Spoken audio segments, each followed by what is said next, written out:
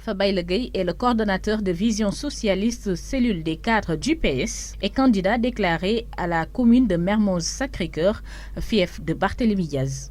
Pour la campagne électorale, il insiste également sur les porte-à-porte où il rencontre les populations afin de dresser son programme. Comme depuis le début de la campagne, nous avons démarré nos travaux au niveau de notre quartier général, donc pour faire le tour du quartier de Baobab, qui est mon quartier d'enfance. Nous avons eu très tôt ce matin une excellente mobilisation qui a été renforcée et enrichie par la présence de nos amis de Karak et qui habitent à Djahaï, qui sont toujours liés par la commune, par des liens très anciens, qui ont fait une forte mobilisation, qui sont venus ici pour manifester leur adhésion à notre engagement et à notre programme. Je voudrais, au nom de toute l'équipe de campagne des socialistes, les en remercier infiniment. Parce que cette présence est symbolique. Elle marque leur ancrage au niveau de cette commune. Et comme j'ai eu à le dire lorsque je me suis déplacé à Djahaï, c'est que ce n'est pas la distance qui va nous séparer d'eux. Nous allons les intégrer dans tout ce que nous ferons et qui toucheront les volets, que ce soit le social, que ce soit le capital humain et que ce soit également le volet santé. Donc nous sommes très ravis de les recevoir aujourd'hui aussi nombreux. Vous êtes en train de sillonner les quartiers de Baobab aujourd'hui pour faire votre campagne de proximité.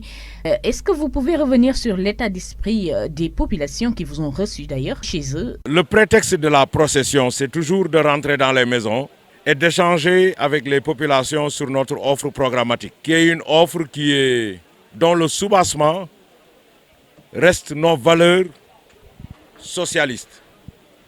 Notre offre présente des gages d'une équité et d'une justice sociale. C'est la raison pour laquelle toutes les populations qui ont été rencontrées ont manifesté en tout cas leur adhésion à notre programme. Et surtout sur le volet éducatif et le volet santé. Ils ont beaucoup apprécié et ils nous ont également fait de bons retours qui peuvent constituer des intrants pour améliorer en tout cas notre offre programmatique. Les axes du programme, c'est que nous avons travaillé sur les deux extrémités. Autant dans le programme, vous verrez qu'on a parlé de la très petite enfance, autant on a parlé des personnes du troisième âge. Mais si nous remontons les domaines de compétences, sur le volet éducation, nous avons travaillé sur 4 leviers. D'abord, la généralisation de la maternelle, qui est une mesure extrêmement forte et innovante. Nous avons voulu, à ce stade de la vie de l'enfant, qu'on puisse garantir à tous nos enfants l'accès à la maternelle. Parce que la maternelle est une étape importante de la vie de l'enfant. C'est à la maternelle qu'on structure l'intelligence de l'enfant.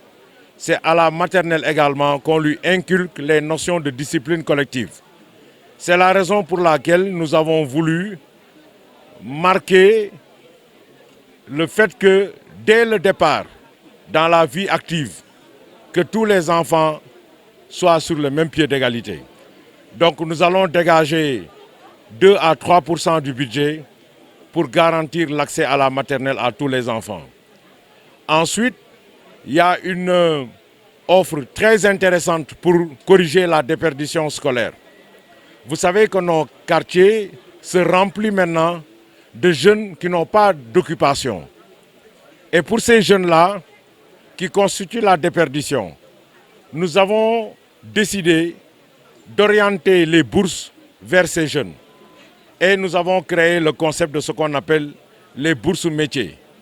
Et nous avons pour le moment choisi 3 métiers D'abord la métallurgie et la soudure pour les préparer au métier de demain. Ensuite les TIC en raison de leurs caractéristiques parce que c'est un métier qui peut absorber pas mal de jeunes. Et également l'électromécanique. Donc tous les jeunes qui le souhaiteront pourront être affiliés à ces bourses métiers et reprendre une vie active, donc une vie normale. Et nous avons choisi ces métiers parce que c'est des métiers qui ont un fort taux d'employabilité. Mais il faut le reconnaître, parmi ces jeunes, il y en a qui ne sont pas sains. Donc des jeunes qui sont sous l'emprise de la drogue. Donc pour ces jeunes-là, nous avons structuré une offre sur la toxicomanie pour essayer de les réhabiliter avant d'envisager quelque chose avec eux.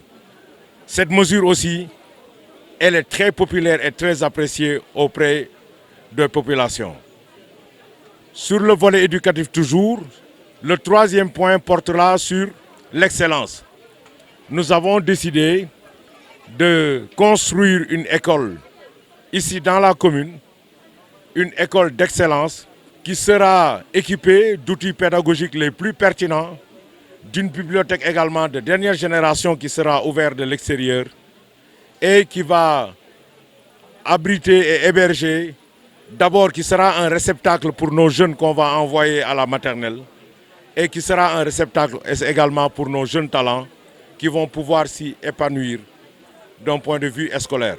Et l'objectif, à travers cette école, c'est qu'à court terme, qu'on puisse, lors des événements nationaux qui consacrent l'excellence, qu'on puisse en fait entendre des noms qui habitent la commune, parce que ce n'est pas le cas aujourd'hui. Nous avons aussi, dans le cadre de la préparation des jeunes à l'emploi, nous avons décidé de créer ce qu'on appelle le forum des formations.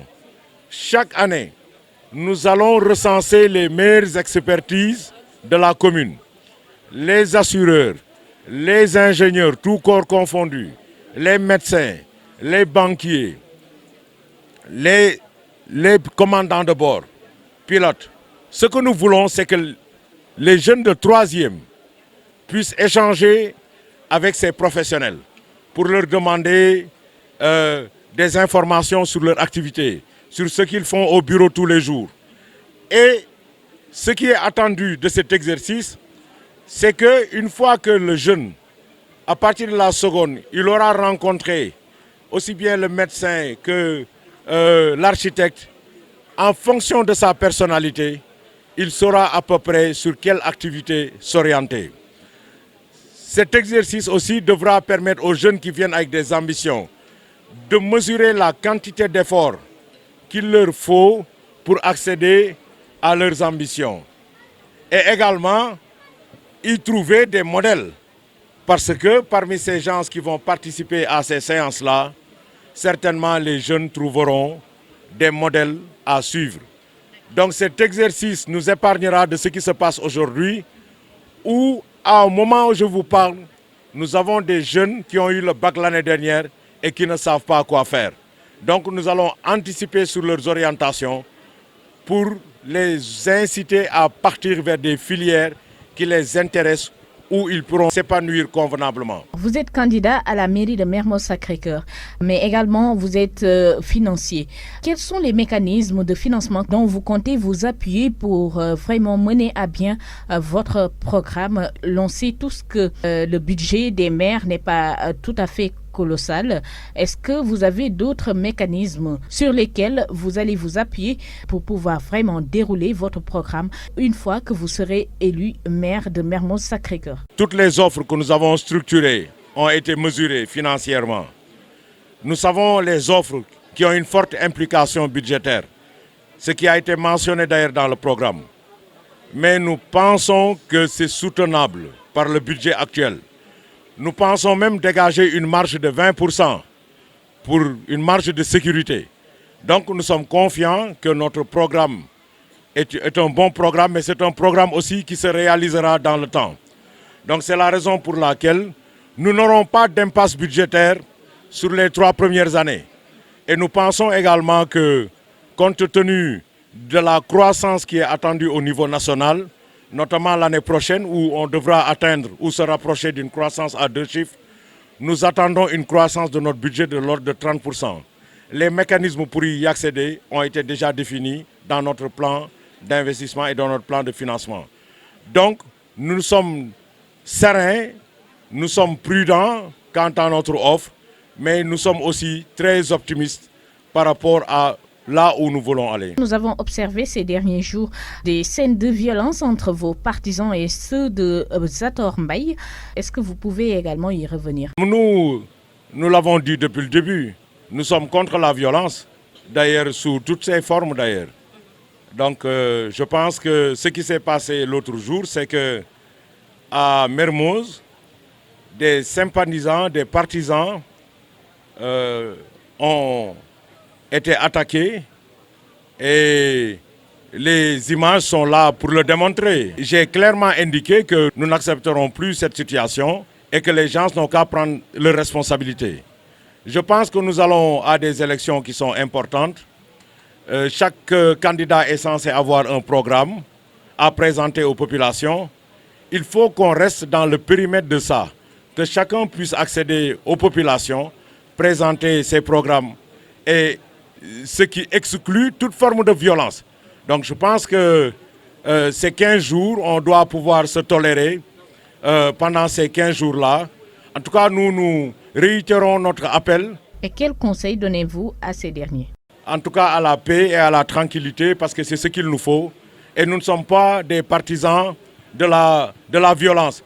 Et vous avez vu nos jeunes tout à l'heure, vous avez fait des processions avec nous. Ils font tout ce qu'ils font dans la joie et dans la gaieté.